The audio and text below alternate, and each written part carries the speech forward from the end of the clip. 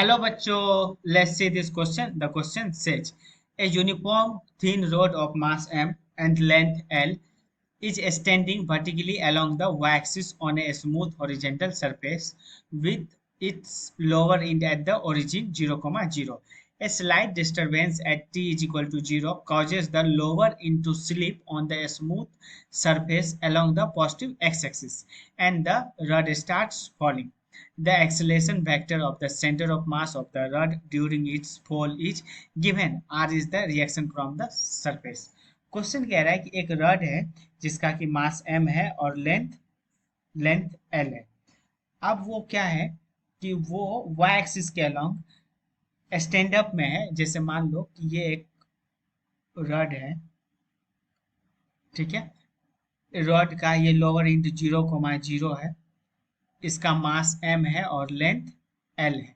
किसी कारण से यहाँ t इज इक्वल टू 0 पे यहाँ पे कुछ डिस्टरबेंस हुआ लोअर इंड पे, तो लोअर इंड पे डिस्टरबेंस होने के कारण ये जो लोअर इंड है ये right side means positive x axis direction में मूव करने लगा, मतलब ये और ये इस तरह से नीचे गिरने लगा।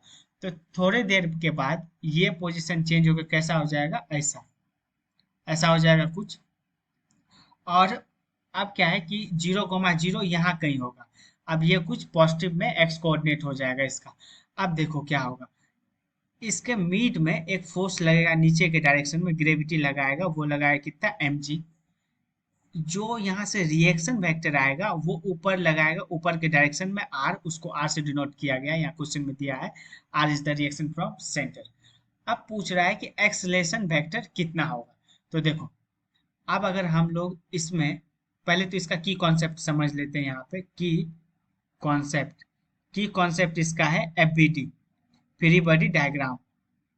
फ्री बॉडी डायग्राम मतलब अगर इस क्वेश्चन का फ्री बॉडी डायग्राम बना लो तो क्वेश्चन सॉल्व हो जाएगा। अब क्या है, अब हम लोग मान लेते हैं कि नीचे वाले डायरेक्शन को हम लोग पॉजिटिव कंसीडर कर लेते हैं, नीचे वाले डायरेक्शन को पॉजिटिव और ऊपर वाले डायरेक्शन को क्या, निगेटिव।